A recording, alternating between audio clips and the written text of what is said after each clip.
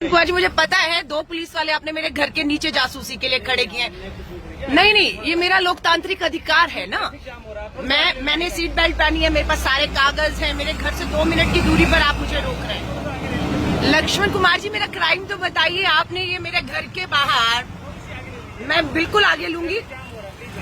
साथियों, आप देख रहे हैं मैं अपने घर से 24 अकबर रोड के लिए निकली हूँ। मेरे घर के नीचे पुलिस वाले खड़े थे। किसी तरह मैं बाहर निकलने में कामयाब हुई और चौराहे पर दिल्ली पुलिस ने मेरे घर के बाहर इस तरह से बैरिकेडिंग करके मुझे यहाँ पर रोक लिया है कि मैं यहाँ से आगे नहीं बढ़ सकती हूँ। अब मैं पूछती हूँ इनसे, क्या क्राइम है?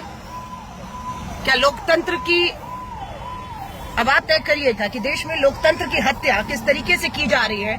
हमारे संवैधानिक लोकतांत्रिक अधिकारों का किस तरीके से जो है वो हनन किया जा रहा है। घर से निकली हूँ, चंद कदमों की दूरी में 24 अकबर रोड है, मेरा दफ्तर है, प्रेस कॉन्फ्रेंस है, राष्ट्रीय प्रवक्ता हूँ, जाना है। लेकिन ये है सत्ता की ताकत और पुलिस मेरी गाड़ी के आगे खड़ी है। सब जाने की इजाजत है सबको, सिर्फ मैं नहीं जा सकती। सर मुझे बताइए तो सही, मेरा अपराध बता दीजिए कि आप मुझे क्यों आगे नहीं बढ़ने दे रहे, क्या कारण? आप प्लीज उधर कर लीजिए। नहीं, मैंने तो किया हुआ, आपका सारा ट्रैफिक निकल रहा है, आपने अकेले मुझे रोका हुआ है। नरेंद्र सिंह जी, मुझे क्राइम तो बताइए, रोका क्यों है? क्या नियम के तहत रोका है? मैं रुकी हुई हूँ सर, मैं रुकी हुई हूँ। आप थोड़ा प्लीज साइड कर लीजिए। नहीं, साइड पे ही है मेरी गाड़ी, आगे करूंगी भी तो बढ़ नहीं पाएगा। बैरिकेडिंग है आपका, बैरिकेडिंग है आपकी। नमस्कार, कैसे हैं त्यागी जी? आप पहले मेरे घर मिलते नहीं, आप कभी नहीं त्यागी जी। देखिए, आपसे बहुत सहयोग मिलता है जी, है ना। आप मेरे घर पे भी आए, जंतर मंतर नहीं जाना, मैं नहीं गई। ठीक है, मैं भी आज ऐसा हमेशा रहेगा, बिल्कुल हमेशा रहेगा। संविधान और कानून से ऊपर कोई नहीं। मैं सम्मान करने वालों में से, लेकिन मैं राष्ट्रीय प्रवक्ता हूँ। 24 अकबर रोड मेरा दफ्तर है, मेरी प्रेस कॉन्फ्रेंस है 9 बजे, है ना। रणदीप सिंह सुरजेवाला जी की गाड़ी भी पीछे ही आने वाली है ना। आप मेरी प्रेस कॉन्फ्रेंस रोक रहे हैं, मेरा संवैधानिक अधिकार को रोक रहे हैं। ये बात आप थोड़ा आगे करके बोल सकते। नहीं, आगे क्या, आगे तो बैरिकेड नहीं, प्रॉब्लम किसी को नहीं हो रही। देखिए, सारे निकल रहे हैं सिवाय मेरे। ये बस चली गई सर, ये बस चली गई, सब चले गए। अब नहीं, वो जाम सर आपके बैरिकेडिंग की वजह से लगा। आप ये बैरिकेडिंग हटा दे। पीक आवर्स है, मुझे मालूम है सुबह के 9 बजने वाले हैं, पीक आवर्स है। साथियों, आप देख रहे हैं पीक आवर्स है। पुलिस ने बैरिकेडिंग करके पीक आवर्स में जब लोगों को दफ्तर जाना है, ये बैरिकेडिंग करके हमारी जैसी गाड़ियों को जब रोकना शुरू किया है, तब ये जाम लग रहा है। वरना ट्रैफिक देखिए आराम से जा रहा है। सिर्फ मेरी गाड़ी को यहाँ पर SHO साहब, जो हमारे कोटला मुबारकपुर के बहुत अच्छे इंसान है, बहुत अच्छे इंस्पेक्टर हैं, SHO हैं हमारे इलाके के, लेकिन बंधे हुए हैं सत्ता की डोर से कि वही करेंगे जो इन्हें आदेश हुआ है, अब आप देख लीजिएगा। राष्ट्रीय प्रवक्ता हूँ, 24 अकबर रोड में प्रेस कॉन्फ्रेंस है, मुझे इस प्रेस कॉन्फ्रेंस में पहुंचने का आदेश हुआ है। अपने घर से निकलते ही यहाँ रोक दिया गया है, यहाँ रोक दिया गया। अब आप बताइए साथियों, क्या करना चाहिए?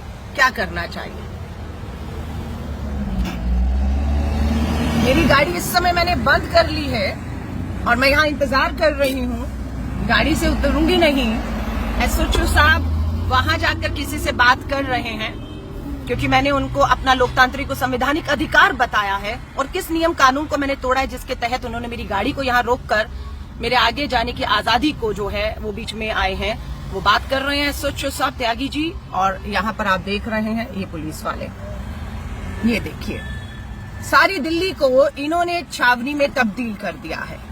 साथियों, पूरी दिल्ली को लगभग छावनी में तब्दील कर दिया है ना। आप समझ रहे हैं, ऐसे चलेगा देश। अब आप सोच लीजिए कि अगर हम अपने आप को सशक्त, एम्पावर्ड लोग बताते हैं, राजनीति के लोग बताते हैं, अगर हमारे अधिकारों का हनन होगा, हम अपने अधिकारों को नहीं बचा पाएंगे, तो एक आम इंसान जिसके साथ अन्याय हो रहा है, कोर्ट अदालतों में, पुलिस स्टेशन, थानों में उनके साथ अन्याय हो रहा है, उनकी लड़ाई कौन और कैसे लड़ेगा? अगर हम ये लड़ाई, जब मुझे रोका गया है, मैं नहीं लड़ पाऊंगी, यहां से आगे नहीं बढ़ पाऊंगी, तो लीडर लीड करने के लिए होते हैं। क्या लीड करेंगे? ये बैरिकेडिंग, ये देखिए, कोई तर्क नहीं है कि सबको इजाजत नहीं है। अब मैं जबरदस्ती तो घुसा नहीं सकती हूँ गाड़ी को, मैं जबरदस्ती लेफ्ट राइट लेकर ऊपर चढ़ाऊंगी नहीं। पुलिस ने रोका है, सम्मान है, रुक गई हूँ। पुलिस ने रोका है, सम्मान है, रुक गई हूँ। गाड़ी को आगे नहीं बढ़ा रही, सिवाय मेरे। आप देख सकते हैं सभी को आने जाने का अधिकार है। हम क्यों नहीं? क्योंकि हम हजारों लाखों करोड़ों लोगों की आवाज बन रहे हैं। एक जाति हो रही है सत्ता के दम पर, संवैधानिक संस्थाओं का दुरुपयोग करके, जिसमें सबसे बड़ी आज ईडी है। श्री राहुल गांधी जी को सम्मन किया हुआ है। श्री राहुल गांधी जी बच नहीं रहे, भाग नहीं रहे, ईडी में पेश हो गए। और जिस फंड की बात की जा रही है वो कांग्रेस का फंड है, वो हमारे करोड़ों कार्यकर्ताओं का दिया हुआ फंड है ना? उसकी जानकारी हम भी देंगे। तो मैं आप सभी साथियों से कहूंगी, हिम्मत मत हारिएगा। लड़ाई अभी लंबी है और हमें इसे लड़नी है, हमें इसे लड़ना है। ये पुलिस यहां से मुझे आगे नहीं बढ़ने दे रही। वहां पर कुछ मीटिंग चल रही है गाड़ी के पीछे एसएचओ साहब की और इंस्पेक्टर साहब की, कि अलका लांबा किसी कीमत पर भी यहां से आगे बढ़नी नहीं चाहिए, वरना शायद इन लोगों की नौकरी खतरे में आ सकती है। अब मैं बाहर जाकर एक बार बात करने की कोशिश करती हूँ साथियों, ताकि इनसे मेरी बात हो पाए, मेरा अपराध, मेरा कानून मुझे पता लग पाए कि किस कानून का उल्लंघन मैंने किया है, जिसके तहत इन्होंने मेरी गाड़ी को और मुझे यहीं पर तक जो है वो रोक दिया है। अभी आप रुकिएगा, मैं एसएचओ साहब से मिलने जा रही हूँ गाड़ी के बाहर। गाड़ी मैंने यहीं खड़ी कर दी है।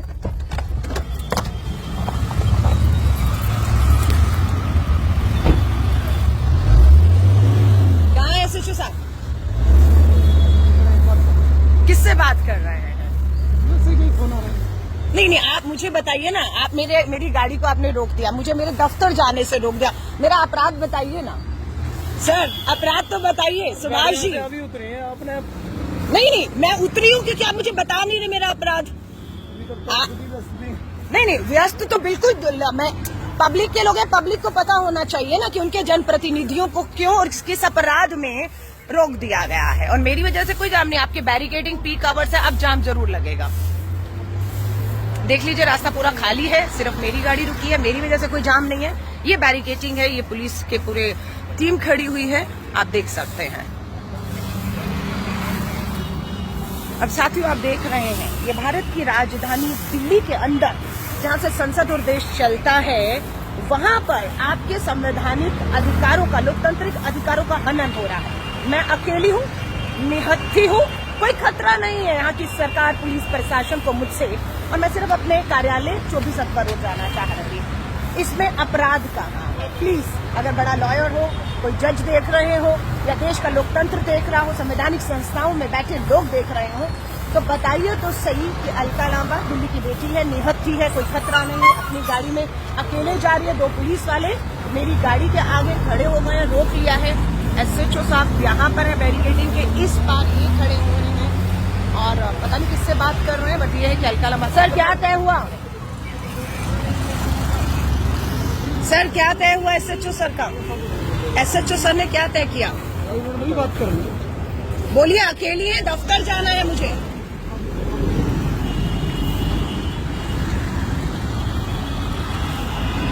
एसएचओ साहब से बात करते हैं। सर ऐसा करिए, मैं अपनी गाड़ी छोड़ देती हूँ, आप मुझे अपनी गाड़ी में छोड़वा दीजिए। 24 अक्टूबर रोड, मेरी एक प्रेस कॉन्फ्रेंस है।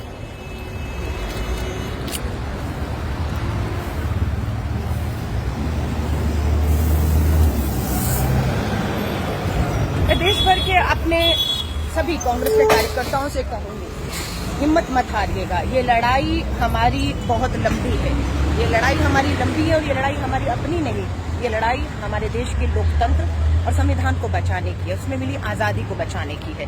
सत्ता, पुलिस और ताकत का इस्तेमाल जो है वो इस तरीके से किया जा रहा है। अब मुझे लग रहा था आगे बढ़ने दिया जाएगा, पर देखने में आ रहा है कि महिला पुलिस भी अब यहाँ पर बुला ली गई है। मुझे लग रहा था कि शायद इजाजत ली जा रही होगी कि राष्ट्रीय प्रवक्ता हैं, घर से निकली हैं, 2 कदम पर 24 अक्टूबर रोड ऑफिस है, जाना चाहती हैं, उसकी इजाजत ले रहे होंगे, पर उसका उल्टा हो रहा है कि महिला पुलिस बुला ली गई है कि बस किसी भी कीमत पे आगे नहीं बढ़ेंगे।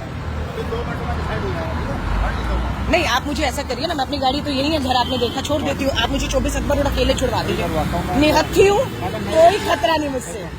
हाँ जी, हाँ जी।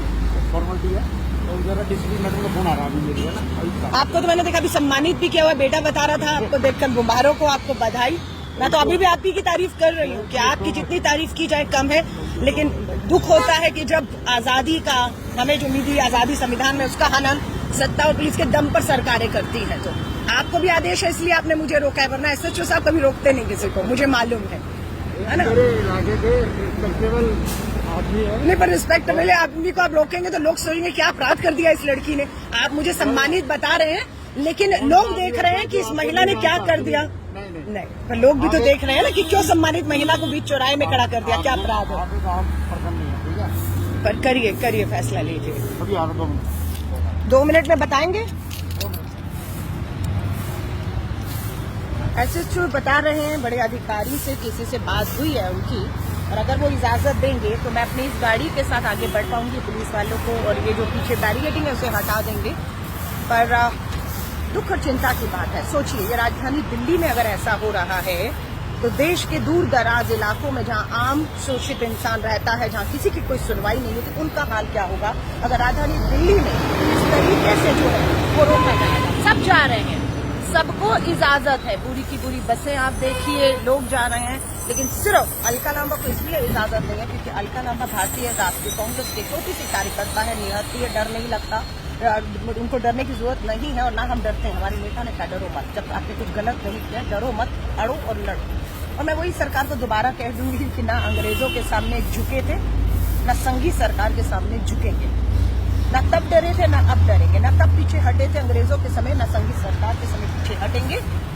ये काफिला तो आगे बढ़कर रहेगा, चाहे सारा दिन लग जाए। अलका लांबा किसी चौराहे पर, इसी सड़क पर इजाजत दी गई, आगे बढ़ूंगी, अपने संवैधानिक लोकतांत्रिक अधिकारों का इस्तेमाल करूंगी। नहीं दी गई, इसी सड़क इसी चौराहे पर बैठी रहूंगी जब तक मेरा अपराध नहीं बताया जाएगा कि मुझे किस अपराध के तहत यहाँ पर रोका गया है। मैं आप सभी साथियों को कहूंगी, जुड़े रहिएगा।